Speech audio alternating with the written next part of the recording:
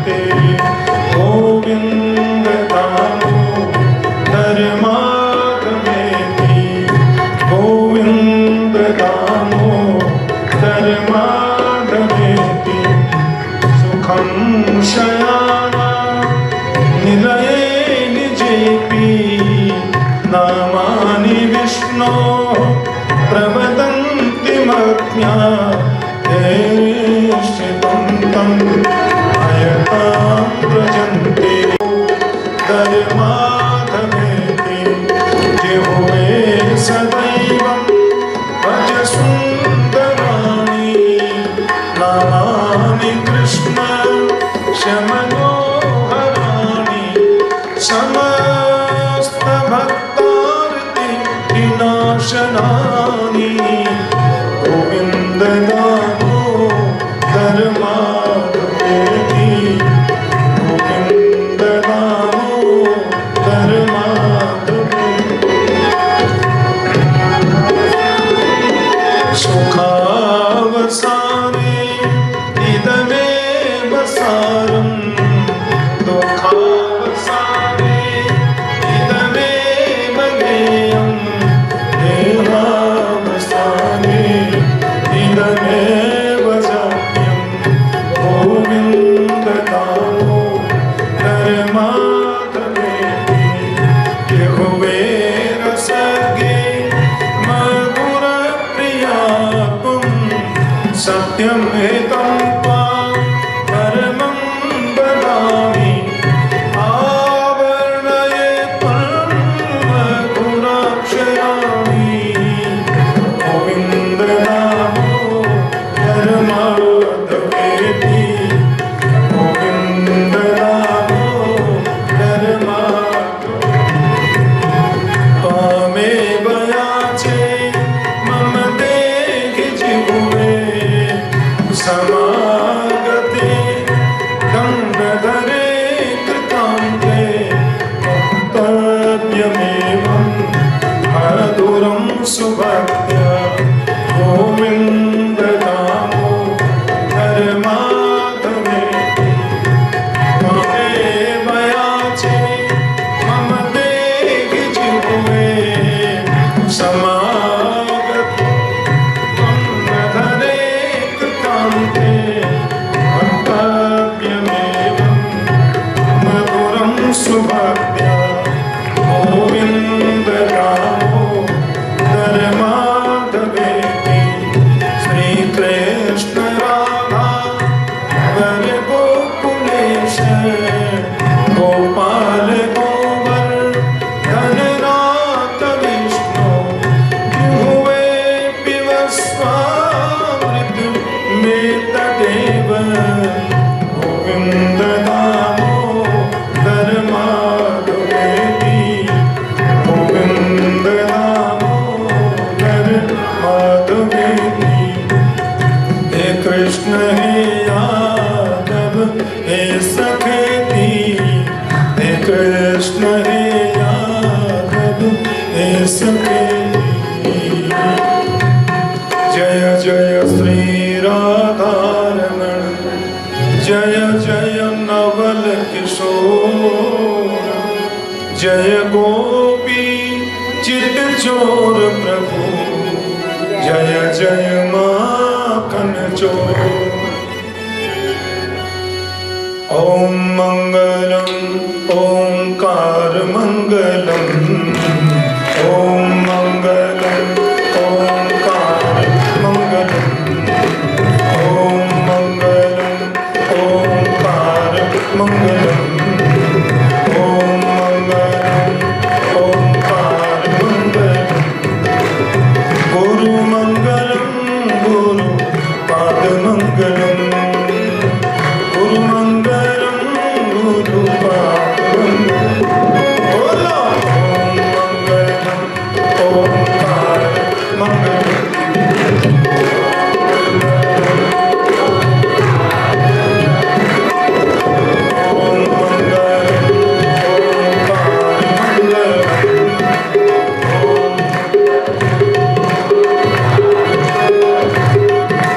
गुरु मंगलम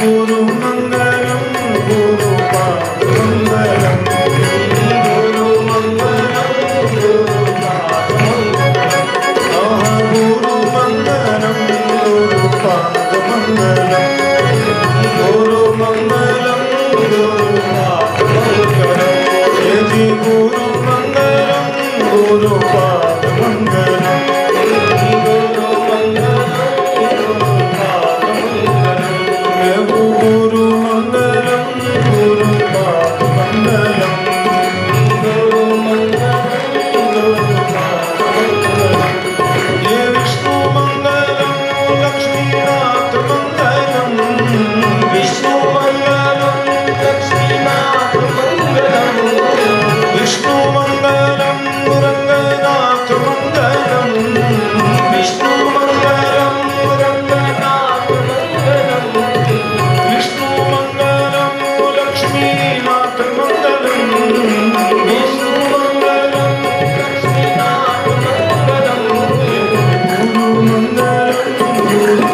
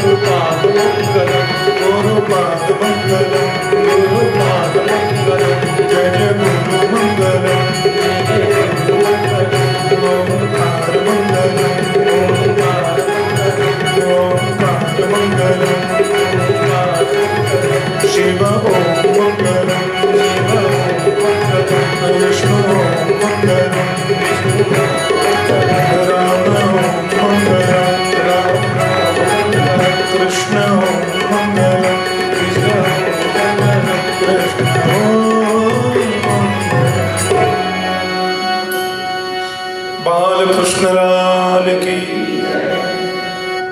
राघवेंद्र सरकार की, श्री श्री दुर्गा मैया की, भागवत महापुराण की, सद्गुरुदेव महाराज की, गंगा यमुना मैया की, सर्वदेवमयी श्री गौ माता की, भारत माता की, अनंत बलवंत श्री हनुमंत लाल की जय जय श्री राम। परम मंगलमय परात्पर अखिलेश्वर अकारण करुणा वरुणालय भक्तवांछा कल्पतरु तड़िद्युति विनिंदिक पीतांबरधारी श्री बालकृष्ण प्रभु की वांग्मयी प्रतिमूर्ति श्रीमद् भागवत महापुराण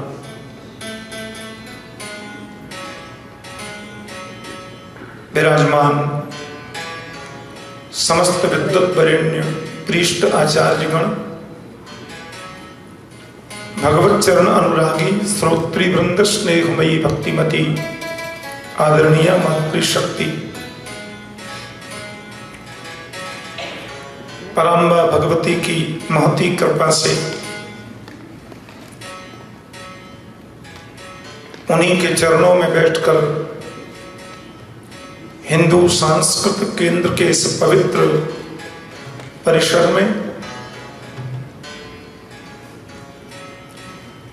श्रीमान अभय दीक्षित जी, श्रीमती साध्वी दीक्षित, दीक्षित परिवार के द्वारा अपने मातृपितृ के भगवत चरणों की प्राप्ति हेतु वैदिक वाङ्मय के सर्वोच्च सदग्रंथ श्रीमद् भागवत जी के साप्ताहिक भक्ति अनुष्ठान के द्वितीय दिवस में हम लोग प्रवेश कर रहे हैं। शौनकादि ऋषियों की मंडली के मध्य में सूत जी विराजमान हैं और उन्होंने ऋषियों ने पूछा ये परीक्षित कौन है? बोले परितः इच्छतीति परीक्षित, क्योंकि भगवान ने गर्भ प्रवेश करके परीक्षित की रक्षा की थी। माता कुंती ने स्तुति करके कृष्ण का आभार व्यक्त किया था। ये अर्जुन के खास पौत्र हैं और अभिमन्यु के खास बेटे हैं।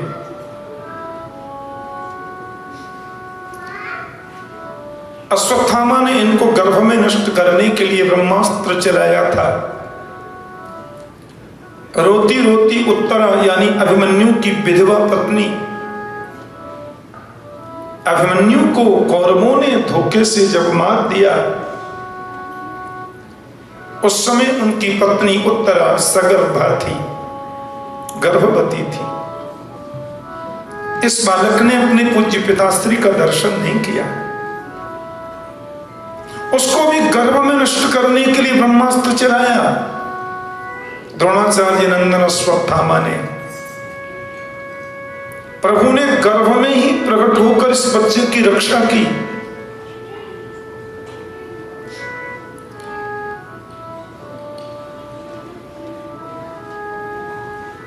इसलिए इसका नाम परीक्षित हुआ। परीक्षित का दूसरा नाम है विष्णुरात। विष्णुना रातः दत्तः विष्णुरात। विष्णु यानी कृष्ण के द्वारा जो दिया गया उसे हम विष्णुरात कहते हैं। कुंती ने बहुत सुंदर स्तुति गान किया।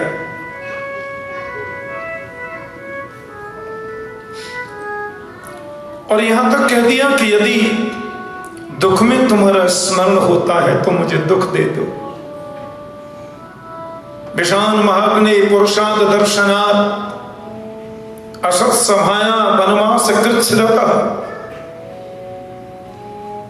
मेरे बच्चों के जीवन में जब जब संकट आया तब तब तुम्हें याद किया और तुम हमारे सम्मुख रहे। और आज दुख नहीं है, मेरे पुत्र युधिष्ठिर राजा बन गए हैं, गर्भ में प्रविष्ट होकर तुमने मेरे पड़पोते को बचाया। आज सुख आया तो तुम कहते हो मुझे द्वारिका जाना है। जब दुख था तो तुम साथ थे। यदि दुख में तुम्हारा स्मरण होता है तो मुझे दुख ही दे दो। भगवान ने कहा यह संभव नहीं हुआ। तेरे बच्चों ने कभी, थोड़ा कम करो इसको पंखे, तेरे बच्चों ने कभी धर्म के विपरीत काम नहीं किया, इसलिए धर्मो रक्षति रक्षिता। आज ये बच्चे आदर्श पुरुष बने हैं। युधिष्ठिर जी को भी रात्रि भर बैठकर प्रभु ने समझाया, बताने वाले के प्रति जब तक आपके मन में आदर का भाव नहीं होगा तब तक उनकी बताई हुई पूरी बातें सिर के ऊपर होकर निकल जाएंगी। बोलो जय श्री कृष्ण। ढीले काय को बोलते हो, जोर से बोलो ना, जय श्री कृष्ण।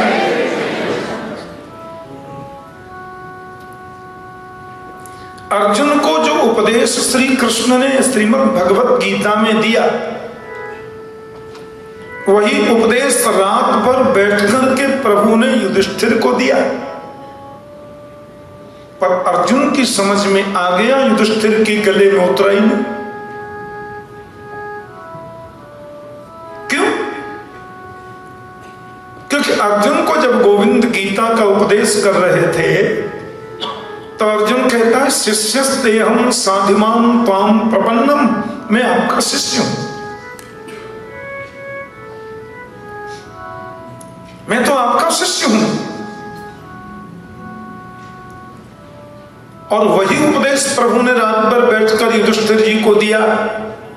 उनके मन में ग्लानि हो रही थी, इतना बड़ा युद्ध हो गया, इतने लोग मारे गए, निरपराध भी मर गए होंगे। प्रभु ने रात भर युधिष्ठिर को समझाया पर उनकी समझ में आ ही नहीं रहा। क्यों? क्योंकि युधिष्ठिर की दृष्टि में कहीं न कहीं ये भाव बैठा है, मेरे मामा जी का सबसे छोटा बेटा मुझे उपदेश कर रहा है। उनके सख्य भाव में वात्सल्यता का दर्शन होता है।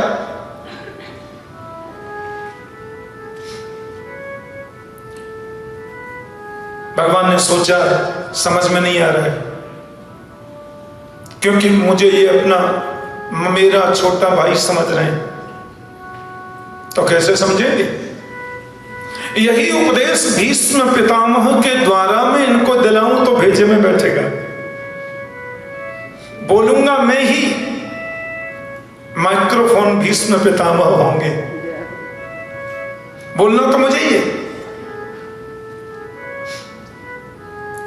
पांडवों ने कहा आप रुक गए, द्वारिका जाने का कैंसिल किया, बड़ी खुशी की बात है। कृष्ण बोले हम तो भीष्म के लिए रुके, पितामह भीष्म का मुझे दर्शन करना है। पांचों पांडवों को साथ में लेकर के महारानी द्रौपदी और माता कुंती के साथ में कृष्ण भीष्म के पास गए। बाणों की सैया पर पड़े हैं आज तकरीबन 54 दिन से, जिनके रोम रोम में बाण छिदे हुए भीष्म के। पांडवों के बीच में कृष्ण को अपनी ओर आते हुए भीष्म ने देखा, खड़े तो नहीं हो सकते, कृष्ण का अभिनंदन अभिवादन नहीं कर सकते, बस नेत्रों से प्रेमास्त्र निकल पड़े। हाथ भी नहीं जोड़ सकते क्योंकि वहां भी बाण लगे हैं, रोम रोम में बाण छिदे हैं।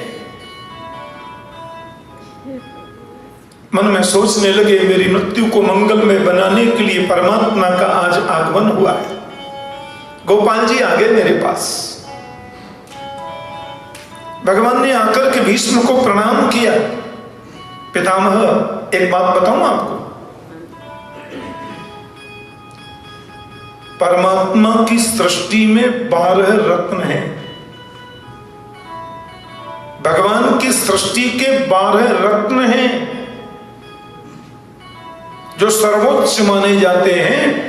उन 12 रत्नों में एक भीष्म पितामह है। स्वयंभू नारद शंभु कुमार कपिलो मनु प्रहलादो जनको भीष्मो बलिर वैयासकिर यम।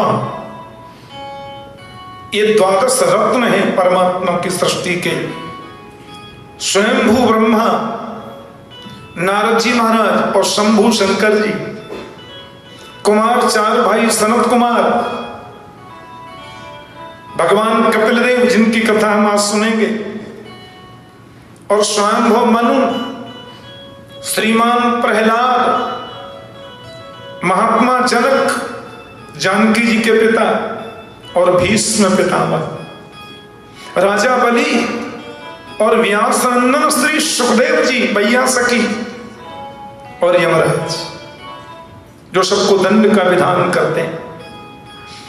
परमात्मा की सृष्टि के 12 रत्नों में एक रत्न भीष्म पितामह है। आप सोचिए कितना ऊंचा दर्जा है उनका। नैष्ठिक बाल ब्रह्मचारी, आपने सुना होगा भीष्म जी का एक नाम है देवव्रत। देवव्रत का मतलब होता है देवताओं के समान व्रत माने प्रतिज्ञा रखने वाला। ऐसा अद्भुत व्यक्तित्व। पितामह युधिष्ठिर राजा बन गए। कृष्ण बोले पांडव लोग सुरक्षित हैं, धर्म की विजय हुई, आपका आशीर्वाद। मैं चाहता हूं कि अपने जीवन रूपी, अनुभव रूपी, अनंत अमृत तुल्य जल से आप पांडवों की बगिया को सिंचित करिए। ज्ञान 2 प्रकार का होता है, एक होता है आनुभविक ज्ञान, एक होता है पुस्तकीय ज्ञान। ग्रंथों को पढ़कर भी हम ज्ञान प्राप्त कर सकते हैं, लेकिन ग्रंथों से पढ़ने के बाद यदि उस ज्ञान को हम क्रियान्वित करें, जीवन में उतारते हैं हम, तो वो हो जाता है आनुभविक ज्ञान, अनुभव का ज्ञान। भीष्म को दोनों ज्ञान प्राप्त हैं। अपने अनुभव रूपी अमृत तुल्य जल से पांडवों के लंबे जीवन की बगिया को आप सिंचित करें, मेरा विनम्र आपसे निवेदन। भीष्म ने कहा बाणों की सैया पर पड़े पड़े गोविंद में क्या बताऊं, आपके सामने कुछ भी कहना तो सूर्य को दीपक दिखाने की भांति है, लेकिन आपका आदेश तो अध्यादेश है, आपके आदेश का पालन करना तो मेरा परम कर्तव्य है। अब देखना भीष्म जी में घुस के भगवान बोल रहे हैं कि दान धर्मान, राज धर्मान, मोक्ष धर्मान विभागस, स्त्री धर्मान भगवत धर्मान समासप्यास योगत। भीष्म ने सबसे पहले दान धर्म की व्याख्या की। पांडवों से बोले मुझे बहुत खुशी है बेटा, अब युधिष्ठिर हमारे राष्ट्र के राजा बन गए, लेकिन मैं निवेदन करना चाहता हूं कि गृहस्थ व्यक्ति को कभी भी भाग्य पर भरोसा नहीं करना चाहिए। जो लोग ये कहते हैं ना कि भाग्य में होगा तो मिलेगा, वो आलसी होते हैं, और भाग्य में होगा तो मिलेगा ही ऐसा मानने वालों को सफलता नहीं मिलती। उद्योगिनम पुरुष सिंहमुपैति लक्ष्मी दैवेन देयमिति का पुरुषा वदन्ति दैवं निहत्य कुरु पौरुषमात्मशक्त्या यत्ने कृते यदन सिद्ध्यति कोत्र दोष। हमें उद्योगशील होना चाहिए, कर्म करना चाहिए, और परमात्मा सहायता उसी की करते हैं जो कर्म करते हैं। दैव दैव आलसी पुकारा। रामायण जी में गोस्वामी तुलसीदास जी लिखते हैं कि जो कहता भाग्य में होगा तो मिलेगा, ये आलसियों का लक्षण है। असल में तो भाग्य नाम की कोई चीज होती ही नहीं है। प्रेम से बोलो जय श्री कृष्ण। फिर भाग्य नाम क्यों दिया? बोले आज का कर्म ही कल भाग्य बनता है, आज का सत्कर्म कल सद्भाग्य बनेगा, आज का दुष्कर्म कल दुर्भाग्य बनेगा। भाई बोया पेड़ बबूल कहां तो आम खां से हो, अब बीज बो रहे हैं आप बबूल का और चाहते हैं आपको शाम, तो कैसे मिलेगा? इसलिए कर्म योगी बनो, ईमानदारी से बौद्धिक, शारीरिक, मानसिक श्रम करते हुए हम कर्म करें और ज्यादा से ज्यादा धन कमाएं, ऐसा लिखा है। प्रेम से बोलो जय श्री कृष्ण। ज्यादा से ज्यादा धन कमाइए, ईमानदारी से, परिश्रम से, और जितना धन कमाते हैं उसका 10वां भाग दान के लिए निकालिए। बोलो जय श्री कृष्ण। 10वां भाग रख दो भाई जी अलग।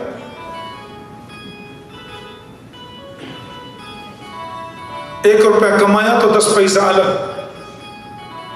हमारे भारत में एक मारवाड़ी समाज है, आप लोगों ने देखा हो।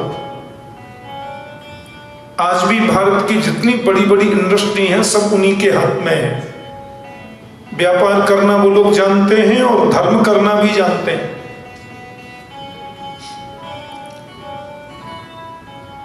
भागवत कथाएं कराते हैं तो 2-2, 2.5 करोड़ रुपए एक आदमी खर्च कर देता है। धर्मादा खाता ही अलग रहता है। पर दशांश अपन नहीं कर सकते तो जितना बने पर दान करो। देवालय में दान किया जाए, शिक्षण संस्थान में दान किया जाए, गौ सेवा में दान किया जाए, राष्ट्र के उत्थान में दान किया जाए। राष्ट्र पर आपदा आ गई तो खोल दो दरवाजा, जो कुछ है सब राष्ट्र का है। शिक्षण क्षेत्र में दान करें। और आप एक भी व्यक्ति ऐसा नहीं बता सकते जिसने दान किया हो और जीवन में कभी धन की कमी आई हो। एक उदाहरण ऐसा नहीं है। दान किए धन ना घटे जो सहाय रघुवीर, पंछी के जल पिबत सो घटे न सरिता नीर। अच्छा देखो, कुआं में खूब पानी भरा है, मेरे गुरुदेव कभी नल का पानी नहीं पीते थे। कहते नल जो है वो नालियों में होके आता है, ये पानी अशुद्ध है। भारत में पहले घर घर में कुएं होते थे। सेवा कुंज पर हमारा जो प्राचीन घर है उसमें आज भी कुआं है, और मेरे गुरुदेव कुआं से जल खींच करके उससे नहाते थे। अब कुआं में पानी तो बहुत है, पर आप उसमें से पानी निकालना बंद कर दो और 10 बरस तक बिल्कुल कुआं से पानी मत लो। फिर आप कुआं के पास जाएंगे तो उसमें से दुर्गंध आती दिखाई देगी, और वो पानी आपने पी लिया तो गड़बड़ हो जाएगा शरीर। कुएं में से जितना जल आप निकालते जाएंगे नीचे उतना ही निर्मल पानी आता जाएगा। हम खूब धन कमा रहे हैं, जमा करते जा रहे हैं, खूब कमाया, खूब जमा किया। वो धन फिर आगामी पीढ़ी के बच्चों की बुद्धि में विकृति पैदा करेगा। बच्चे शराबी होंगे, जुआरी होंगे, दुर्गुणों में आएंगे, और वो धन फालतू के कामों में खर्च होता जाएगा। इसलिए दान हम जब करते हैं सत्कार्यों के लिए तो धन पवित्र होता जाता है। तन पवित्र सेवा किए, धन पवित्र कर दान, पर मन पवित्र हरि भजन सो होत त्रिविध कल्याण। हमारा तन पवित्र होता है सेवा करने से, धन पवित्र होता है दान करने से। एक आदमी ने कहा, महाराज जी हमने कहीं दान किया था और हमने जाकर के देखा कि उसका सदुपयोग नहीं हो रहा है, वो तो सब अपने ही कार्यों में लगा रहे हैं। मैंने कहा उसका दोषी वो है, आप नहीं है। आपने तो सत्कर्म के लिए ही दिया, आपकी ड्यूटी खत्म, और आपको उसका सब फल ही मिलने वाला है। पर वो यदि उसका दुरुपयोग करता है तो वो नरकगामी होगा, वो दंडनीय होगा, उसको दंड परमात्मा देंगे, आप इसमें दोषी नहीं। वैसे गीता में कृष्ण कहते हैं, अपात्रे दीयते दानम तद्दानम तामसम स्मृतम। अपात्र को दिया दान तामसी दान है, पर उसमें आप दोषी नहीं है। पहले थोड़ा सोच करके, पर अच्छे कार्य के लिए दान करो। दूसरी बात, तुम लोग राजा हो, युधिष्ठिर राजा बन गए। बेटा, राजा का परम धर्म होता है, मधुमती ले, राजा का परम धर्म होता है कभी पाप न करे। ध्यान से सुनना, कभी भी पाप को बढ़ावा न दे और कभी पाप न करे, ये राजा का धर्म है। लेकिन पाप करे भी नहीं और पाप होते देखे भी नहीं। भीष्म बोले, मैं शास्त्र के बल पर कह रहा हूं, पाप को रोकने की ताकत होने के बावजूद पाप होते देखना, यह महापाप है। मेरी आंखों के सामने यदि कोई असत कर्म हो रहा है, कोई बुरा काम हो रहा है, डटकर मुकाबला करो नहीं, मेरे रहते तुम ऐसा नहीं कर सकते। और यदि तुम में सामर्थ्य नहीं है तो आंखें बंद करके या सिर नीचा करके वहां से उठ के चले जाओ। लेकिन आंखों के सामने पाप होते देखना तो महापाप है। भीष्म इतना कह रहे थे कि पांडवों के बीच में खड़ी द्रौपदी हंस गई। भीष्म परमात्मा की सृष्टि का कोहिनूर। 12 भागवतों में एक भागवत, और भीष्म जब भी बोलते थे तो द्रौपदी की सासू जी कुंती की भी सामर्थ्य नहीं कि बीच में कुछ बोल जाए। और भीष्म जैसा भक्ता, भगवान का परम भक्त, भीष्म ने ऐसी आंखें करके सिर तो घुमा नहीं सकते, द्रौपदी को देखा, बेटी तुम्हें हंसी क्यों आ गई? मैं कुछ कह रहा था, तुम हंस गई क्यों? कुछ गलत कहा मैंने? नहीं, पितामह माफ कर दीजिए, गलती हो गई। नहीं बेटी, जो कुलीन स्त्रियां होती हैं, जो कुलवती नारी होती है, उसकी जरा सी मुस्कुराहट में भी कोई कारण छुपा होता है। अकारण वो कभी हंसती नहीं। और विशेषकर जब कुछ कहा जा रहा हो, कदाचित मुझे वरिष्ठ मानते हैं आप लोग, और मैं कुछ कह रहा हूं, उसमें मेरे ही कुल की कुलवधू हंस जाए, कोई कारण तो है। और उसमें कुंठा को लेकर के मरना नहीं चाहता, तुम्हें बताना होगा हंसी आई क्यों। उस समय के भारत में तो नारी बहुत पढ़ी लिखी होती थी। प्राचीन भारत में स्त्रियां जितनी शिक्षित होती थीं, उसका 2% भी अब नहीं है। बोलो जय श्री कृष्ण।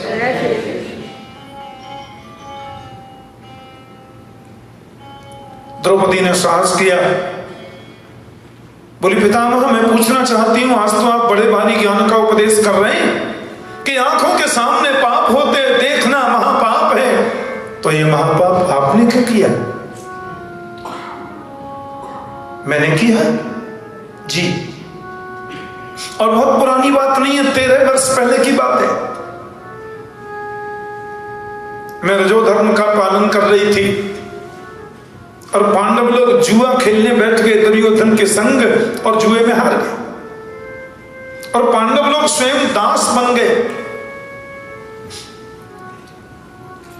फिर पांडवों ने दुर्योधन के कहने से मुझे दांव पर लगा दिया, और जो धर्म का पालन करने वाली, अंतःपुर में वास करने वाली राजरानी द्रौपदी को खींच करके दुशासन लाया। ये अधर्म है। और जब दुर्योधन के कहने से दुशासन मुझे खींच करके लाया और मैं सभा में आई, तो मैंने देखा सभा में सबसे ऊंची गद्दी पे आप बैठे थे, क्योंकि आप पितामह हो। धृतराष्ट्र जी को तो दिखता नहीं, वे अंधे हैं, लेकिन कर्ण, विकर्ण, दुर्योधन, दुशासन, द्रोणाचार्य सब तो बैठे थे। और मैंने पहला प्रश्न आपसे किया था, पितामह एक रजस्वला नारी को सभा में खींच कर लाया जाना, ये कहां का धर्म है? और मैं आपसे पूछती हूं कि पांडव लोग जब जुए में हार कर स्वयं दास बन गए, तो एक दास को एक रानी को दांव पर लगाने का क्या अधिकार है? मैं कौरव पांडवों के संविधान को जानती हूं, और संविधान के अनुसार आपका प्रभुत्व कितना है यह भी मुझे विदित है। आप जरा सी उंगली उठाकर कहते हैं दुर्योधन नहीं, तो दुर्योधन की हिम्मत न होती वो मुझे अपनी जंघा पर बैठने का इशारा करता। फिर उसने कहा द्रौपदी को निर्वस्त्र करो इसी सभा में। मैं आपसे पूछने लगी पितामह ये अधर्म है, ये पाप है।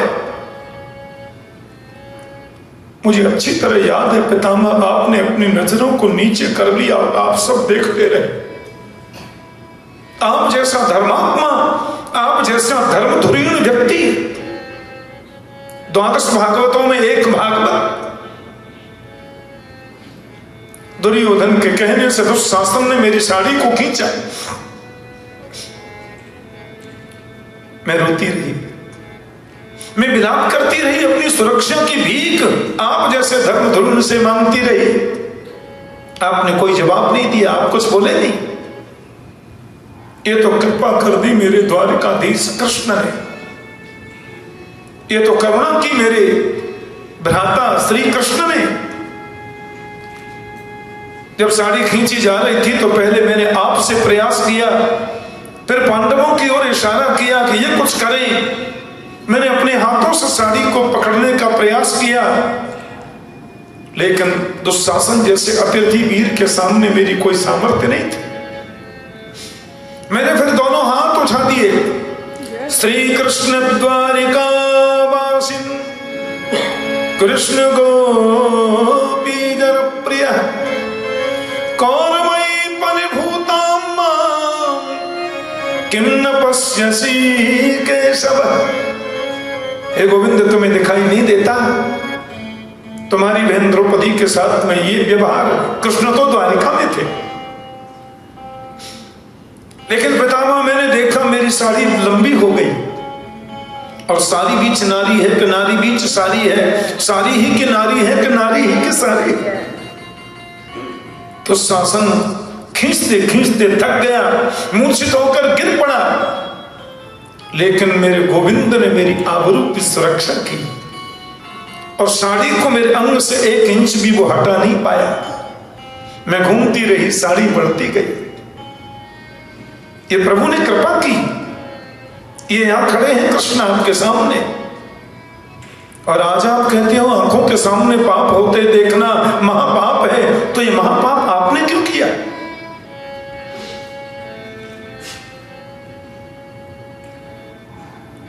द्रौपदी का इतना कहना था, भीष्म के नेत्रों से आंसुओं की धार बची, और जो महापुरुष अपने जीवन में कभी रोया नहीं, ये धर्मधुरीण व्यक्ति द्रौपदी से कहता, बेटी तुम सत्य कहती हो, मैं वही अभागा भीष्म हूं जिसकी आंखों के सामने तुम्हें निर्वस्त्र किया जा रहा था और मैं कुछ न कर सका, क्योंकि मैंने उस समय दुष्ट दुर्योधन का दूषित अन्न खाया था, और जैसा खाओ अन्न वैसा हो गया। दुर्योधन के अन्न से जितना रक्त मेरे शरीर में बना था, आज 54 दिन से एक एक बूंद करके पूरा रक्त निकल चुका है शरीर से। आज मेरा मन शुद्ध है, मेरे विचार शुद्ध हैं, मेरी बुद्धि पवित्र है। और एक बात तुमसे कहूं, एक बात बताओ, मुझे बाणों की सैया पर किसने डाला? द्रौपदी बोली, मेरे पति अर्जुन ने। तू जरा सोच बेटी, हे अर्जुन, जिसको उंगली पकड़कर चलना मैंने सिखाया,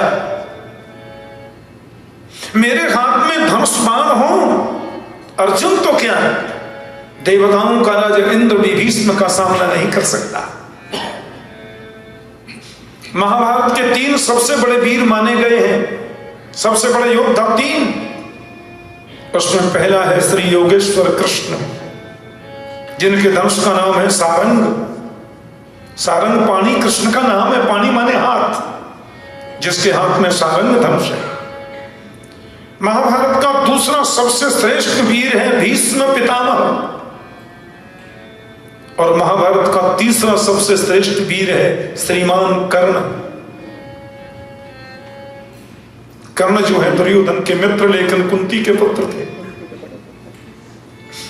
ये अर्जुन ये बाण मारता गया, मैं गिरता गया। ये बाण मारे जाए, मैं गिरता जाऊं, मैंने धनुष बाण भी छुए नहीं और मैं गिर गया। फिर मैंने कहा मुझे प्यास लगी है, मुझे तकिया चाहिए, सिर लटक रहा है, तो इसने 3 बाण मारकर मेरे सिर को तकिया बना दिया। मैंने कहा प्यास लगी है, तो इसने बाण मारकर पानी निकाल दिया, गंगा, बाण गंगा मेरे मुंह में आ गई। तू सोच बेटी, 54 दिन से बाणों की सैया पर पड़ा भीष्म अर्जुन के मारने से मरेगा? ये तो बच्चा है। लेकिन मैं कुछ नहीं बोला। ये बाण मारता गया और मैं जमीन पर गिरता गया, और 54 दिन से बाणों की सैया पर पड़ा हूं मैं बेटी। एक बात बताऊं, 2000 बिच्छू यदि एक साथ डंक मार दें, उनसे जितनी तकलीफ होती है ना, उससे 1000 गुना कष्ट मुझे 54 दिन से हो रहा है। रोम रोम में मेरे बाण, जहरीले बाण लगे हुए हैं, और मैं सह रहा हूं। क्यों? क्योंकि मैं उसी पाप का प्रायश्चित कर रहा हूं। ये मेरे जीवन का पाप हुआ। एक परम धर्मावलंबिनी जनक महाराज, द्रौपद महाराज की बेटी, जो अग्नि से प्रकट हुई, द्रौपदी गर्भ से प्रकट नहीं हुई, अग्निकुंड से पैदा हुई थी। द्रौपदी बहुत महत्वपूर्ण पात्र है। उसका अपमान में देखता रहा, मैं कुछ बोला नहीं। उसी पाप का प्रायश्चित कर रहा हूं मैं 54 दिन से। द्रौपदी चरणों में गिर के रोई, पितामह मुझे ऐसा नहीं करना चाहिए, नहीं पूछना था। अच्छा हुआ ना, मन की शंका समाधान हो गई। भीष्म ने राजधर्म की व्याख्या की कि राजधर्म दान धर्म मोक्ष धर्म विभागस स्त्री धर्म भगवत धर्म समासव्यासयोगतः।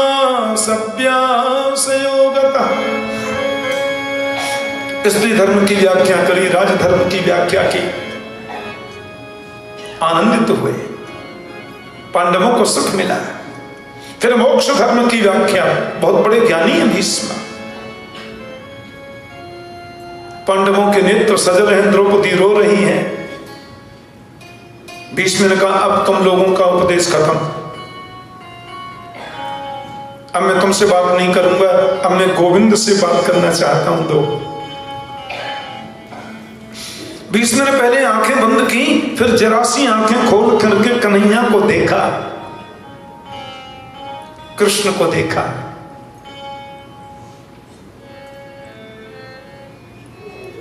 फिर बोले कुछ मांगना है।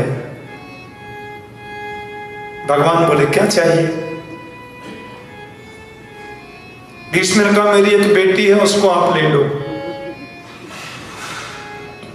मेरी बेटी के पति बन जाओ। बेटी? अर्जुन कान में बोला आपकी तो शादी नहीं हुई बाबा। बेटी कौन सी है आपकी? बोले कन्हैया को पता है।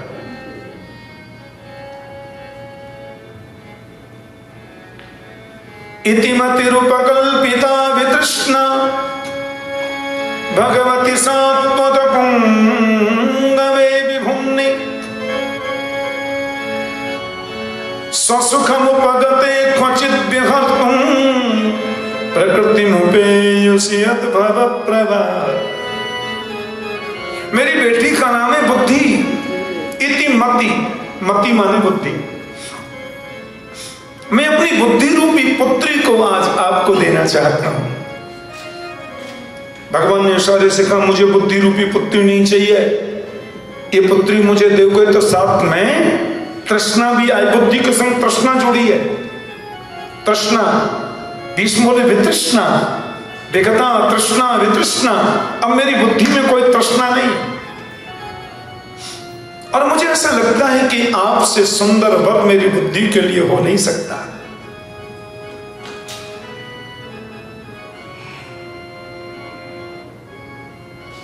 इसको भीष्म स्तुति कहते हैं भागवत में, बहुत गजब है। मेरे म्यूजिशियंस जब रहते हैं तो इसको हम लोग पुष्पताग्रा छंद में गाते हैं। पुष्पताग्रा छंद है। अब मेरा बहुत सहयोग कर रहे हैं देखो, पर ऐसी कुछ चीजें होती हैं जिसको एकाग्रता से गाएं और जरा भी इधर उधर हो जाए, कोई प्रैक्टिस तो है नहीं, तो गड़बड़ हो जाएगा ना, आपको सुनने में भी अच्छा नहीं लगेगा फिर। इसलिए मधुबंती में इन श्लोकों का मैं गायन कर दूंगा। भीष्म कहते हैं विगता तृष्णा वितृष्णा, अब मेरी बुद्धि में तृष्णा नहीं है, क्योंकि त्रिभुवन कमनम तमाल वर्णम रविकर गौर वरांबरम दधाने।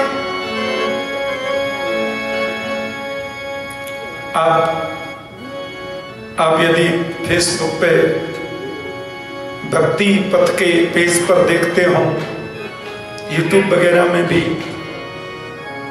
तो मेरे पुत्र चिरंजीव इंद्रेश उपाध्याय ने भीष्म स्तुति इतने गजब से गाई है, मैं तो पूरी सुन ही नहीं पाता। इतने राग में भागवत के सब स्तोत्रों को उसने गाया है। अभी उनकी कथा वृंदावन में चल रही है, आस्था पर लीला आ रही है। अवसर मिले तो आप देखें, क्योंकि भारत में अब सुबह हो रहा है, आज उनका जन्मदिन है इंद्रेश का। बहुत संत लोग, बड़े संत लोग उसके जन्मदिन के उपलक्ष्य में ही भागवत हो रही है, मेरठ के भक्त लोग करा रहे हैं। आज अभी सवेरे गोवर्धन में महाअभिषेक है, दुग्धाभिषेक, फिर दोपहर में उनकी कथा है 3 से 7, रात्रि में फिर भजन संध्याएं, बड़े बड़े गायक लोग आए। और क्योंकि अब वहां सवेरा हुआ तो कथा के बाद में फोन पे आशीर्वाद दे दूंगा। वहां 7 तारीख का सुबह हो रहा है ना, प्रेम से बोलो जय श्री कृष्ण। बड़े भाव से गाइए। त्रिभुवन कमलम तमाल वर्णम रविकर गौरवरांबरम दधाने। कमनीय किशोर मूर्ति है, इतनी सुंदर झांकी, इतना सुंदर वर मेरी बुद्धि रूपी पुत्री को कहां मिलेगा। और देखो, ये बुद्धि जब तक प्रभु चरणों में समर्पित नहीं होती तब तक सद्बुद्धि नहीं होती। आपकी तो एक एक लीला मुझे याद आ रही है। कृष्ण निगम अपहाय मत प्रतिज्ञा मृतम अधिकर्तुम बब्लुतो रथस्थः धृतरथ चरणोभ्यया चलद्गुः हरिहिमहन्तुमिमं गतोत्तरीय। भीष्म याद दिला रही, जब महाभारत का युद्ध हो रहा था ना, तो भगवान ने कहा भैया हमारे लिए दोनों बराबर है, हम दोनों की सहायता करेंगे, दोनों आ जाना। पता चला कौरवों की ओर से दुर्योधन और पांडवों की ओर से अर्जुन भगवान से मांगने जा रहे हैं सहायता। अब युद्ध होगा। भगवान द्वारिका में थे, भोजन करके विश्राम में थे, और ऐसी जगह सो रहे थे कि रोड पर आने वाला आदमी दिखाई दे। तो भगवान ने देखा आगे आ रहा है दुर्योधन और बहुत पीछे है अर्जुन। दुर्योधन आया, गोविंद हैं? बोले हाँ जी, विश्राम कर रहे हैं, आप आ जाइए। भगवान चदरिया में से देख रहे हैं दुर्योधन आ गया, आंखें खुली हैं, सोने का नाटक कर रहे हैं। तो अच्छा सो रहे हैं, कोई बात नहीं, मैं थोड़ा बैठ लेता हूं। तो दुर्योधन आकर भगवान के सिर की ओर बैठ गया पलंग पे। उम्र में दुर्योधन बड़ा है और कृष्ण का समधी है, ध्यान देना।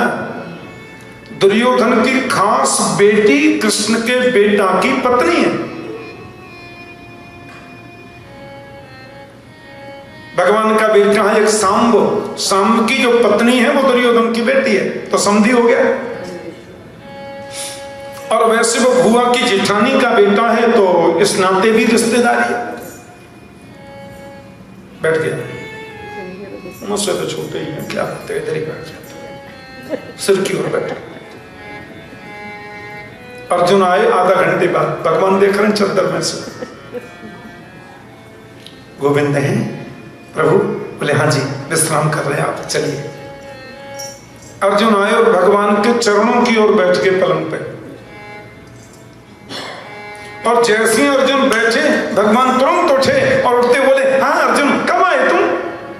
अर्जुन बोला अभी अभी अभी अभी अभी आया हूँ प्रभु, बैठा ही हूँ। अच्छा अच्छा, और सब ठीक हैं और सब आनंद हैं? अब देखो भाई, मैंने तो बहुत प्रयास किया, अशांति दूत बन के भी गया, आप लोगों को बहुत समझाया और तुम लोग सुनते ही नहीं हो, मैं क्या करूं? हाँ, तो अब युद्ध तो अवश्यंभावी है, युद्ध तो हो ही रहा है, अब वो टल तो सकता नहीं है। अब क्या चाहिए तुम्हें, बोलो? एक तरफ रहेगी मेरी सेना, एक तरफ रहूंगा मैं अकेला। दुर्योधन बोला हम 45 मिनट पहले के आके बैठे हैं, जो पहले आए उसको पहले मांगने का अधिकार होता है। अच्छा आप भी आए हैं क्या? पर देखो दुर्योधन जी, माफ करना, मेरी नजर तो अर्जुन पे पहले पड़ी है। भगवान ये संदेश भी देना चाहते हैं कि चरणों की ओर बैठने वाले को मैं पहले देखता हूं, पीठ की ओर बैठने वाले को तो मैं देख ही नहीं पाता। वाल्मीकि रामायण में राम जी कहते हैं कि सकृदेव प्रपन्नाय तवास्मीति तुयाचते अभयं सर्वभूतेभ्यो ददाम्ये तद्व्रतम मम। राम जी कहते हैं कोई व्यक्ति एक बार मेरे सामने आकर बोल दे हे राम जी मैं आपका हूं, सर्वभूतेभ्यो अभयम ददामि, प्राणी मात्र से उसे अभय देता हूं, ये मेरी प्रतिज्ञा है। तो मेरी नजर अर्जुन पर पहले पली है, तो अर्जुन ही मांगेंगे पहले, कोई बात नहीं। बोलो, एक तरफ रहेगी मेरी नारायणी सेना और एक तरफ रहूंगा मैं अकेला। और सुन लो, मैं अकेला जिस तरफ रहूंगा, धनुष बाण तलवार बल्लम फरसा अट्ठा, जब तक युद्ध चलेगा मैं छूंगा भी नहीं। तुम ज्यादा कहोगे तुम्हारे रथ को हाँक सकता हूं और मुझे कुछ आता नहीं। अब तुम्हें सेना चाहिए कि मैं? अर्जुन बोले मुझे रथ चलाने वाला ही तो चाहिए। रथ चलाने वाला गोविंद हो जाए तो रथ कभी गलत रास्ते पर जाएगा ही नहीं। देखना इंद्रियों के न घोड़े भगे, उनमें हरदम ये संयम के कोड़े लगे। अपने रथ को सुमार्ग लगाते चलो, कृष्ण गोविंद गोपाल गाते चलो। मुझे रथ चलाने आप सारथी बन जाएंगे ना? बोले हाँ, वो तो कर लेंगे। दुर्योधन बोला पागल है, इनको मांग लिया रथ चलाएंगे, वहां कोई मुरलिया थोड़ी बचवानी है, वहां तो युद्ध करने वाला चाहिए। बुद्धि नहीं है अर्जुन में। वही बात नहीं, अच्छा हुआ इसने मांग। देख लो अर्जुन, सोच लो, मैं धनुष्मान तलवार ना कुछ नहीं चलाऊंगा। बोले नहीं, मुझे तो सिर्फ रथ हाँकने वाला चाहिए, मेरे रथ की बागडोर मेरा गोविंद संभाल ले, इससे बड़ी चीज मुझे और क्या मिल सकती है। भगवान ने कहा तो आप क्या कह रहे हैं? बोले सेना हमको दे दीजिए, बात खत्म। दुर्योधन बोला सेना, पूरी नारायणी सेना हमारी सहायता में रहे। भगवान ने कह दिया धनुष्मान हम चलाएंगे नहीं। ये बात भीष्म जी को पता चल गई। और आज भीष्म कह रहे हैं कि मैं जब कौरवों की सेना का सेनापति बना और सामने अर्जुन के रथ पर सारथी बना हुआ कृष्ण मैंने आपको देखा, बाणों के सैया पर पड़े पड़े कह रहे, तो मैंने भी अपना धनुष उठाया और प्रतिज्ञा कर ली रथ में बैठे बैठे, आज जो हरिहीन शस्त्र गहा तो राजुम गंगा जननी को मैं शांतनु सुतना कहाऊं। मैंने प्रतिज्ञा कर ली, कृष्ण की प्रतिज्ञा है शस्त्र ग्रहण नहीं करूंगा। आज यदि मैंने कृष्ण को शस्त्र ग्रहण नहीं कराया तो मैं भी गंगा पुत्र नहीं, शांतनु बिहारी नहीं। भीष्म कहते हैं प्रभु मैंने फिर बाणों की बौछार चलाई, ऐसे ऐसे बाण भीष्म ने चलाए तो बड़े योद्धा हैं। अर्जुन का मुकुट पीछे गिर गया और यह बाजूबंद बनते हैं ना यहाँ पे, वो कट करके गिर गए। और एक वीर के पास सबसे बड़ी चीज होती है कवच, जो यहाँ पहनता है, वो कवच खंड खंड होकर के गिर गया। अर्जुन के हाथ से धनुष बाण भी गिर गए। भीष्म के एक बाण में से करोड़ों बाण निकल पड़े और पूरा युद्ध उन्हीं को देख रहा है। भगवान का अर्जुन ये क्या हो रहा है? अरे कुछ करने, बूढ़ा बाबा कमाल कर रहा है। अर्जुन बोले भीष्म है इनका नाम को कन्हैया, मजाक नहीं है इनसे युद्ध करना। भीष्म ने कितने बाण अर्जुन पर चला दिए, सावधानी से मुकुट गिर गया बाजूबंद पर, वैसे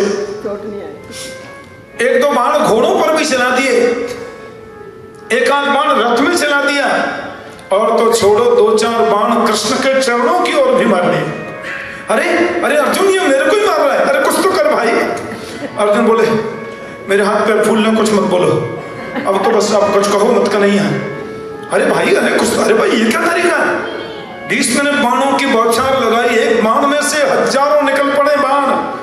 कन्हैया अपनी सारी प्रतिज्ञा भूल गए, ये तो मार डालेगा मेरे अर्जुन को।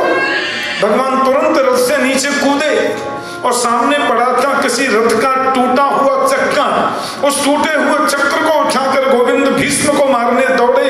भीष्म ने धनुष बाण फेंक दिए, हाथ फैला दिए, मार डालो कन्हैया, टुकड़े टुकड़े कर दो मेरे, बिल्कुल चिंता नहीं है, पर मेरी प्रतिज्ञा पूरी करने को तुमने अपनी प्रतिज्ञा तोड़ दी, यही तो मैं चाहता था। पास हो। आज भीष्म रोते हुए कह रहे हैं क्या था मुझ में?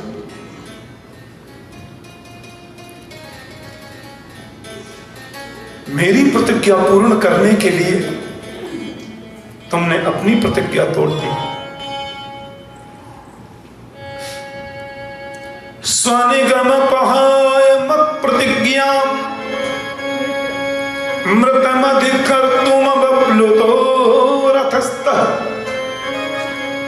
धृत रथ चरणो भयाचरको हरिहि महन्तुमिमं गतोत्तरीय। क्या था मुझ में?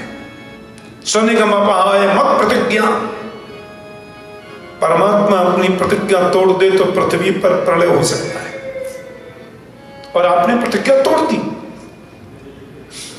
आप रथ के चक्के को लेकर मुझे मारने के लिए जब दौड़े थे न कृष्ण, वो झांकी मुझे आज तक याद है।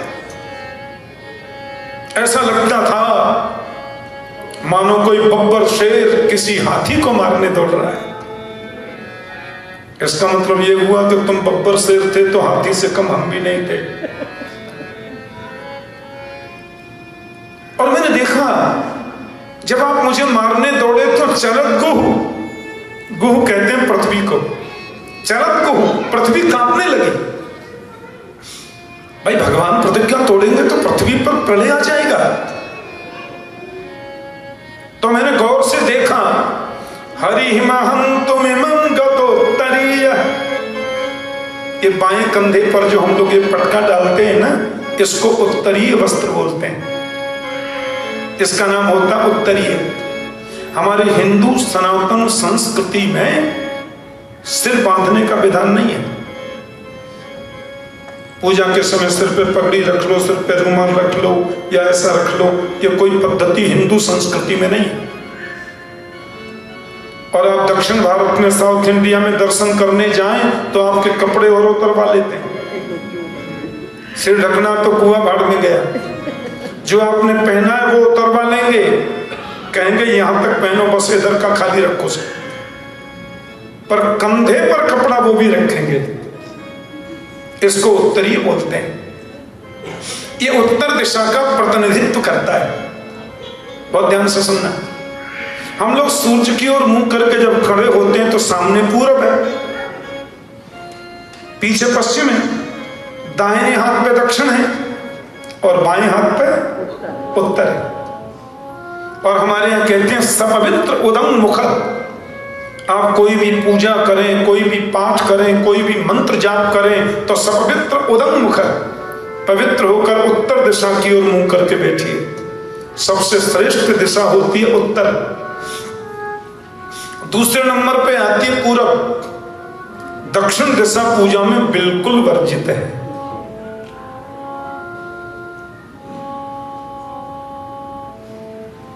इसलिए हमारे भारत में मंदिरों का मुख दक्षिण में नहीं होता है। दुनिया का केवल एक मंदिर है, श्रीरंगम, क्योंकि विभीषण जब लेके जा रहे थे रंगनाथ जी को, वो भारत छोड़ के जाना नहीं चाहते लंका में, तो बीच में रोकना पड़ा। विभीषण बोले मैं तो लंका ले जाना चाहता था, भगवान बोले मैंने कहा ना जहां रख दोगे वहां से आगे नहीं जाऊंगा।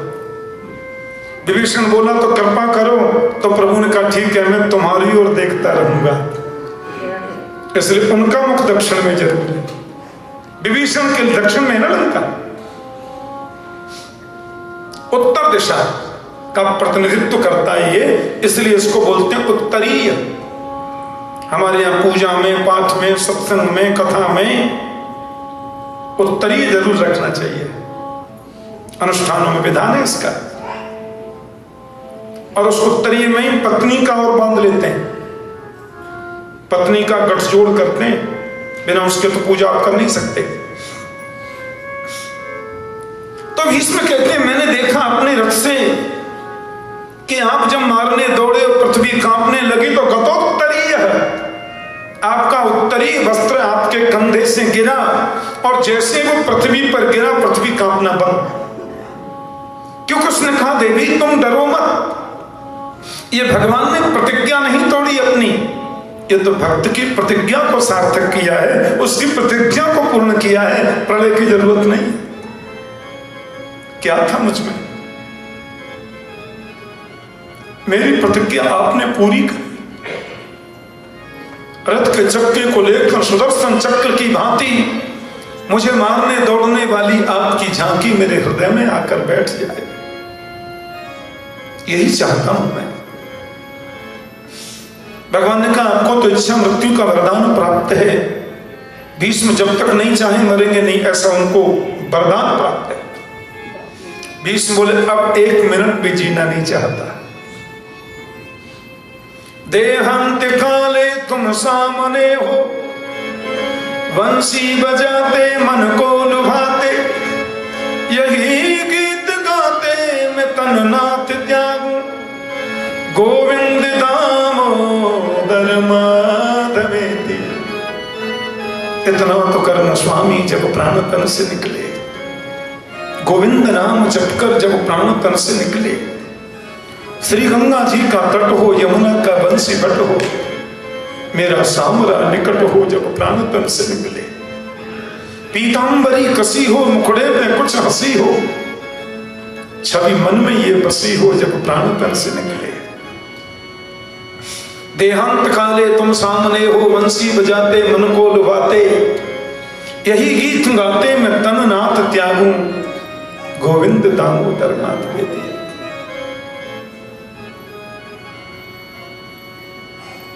यही भाव है।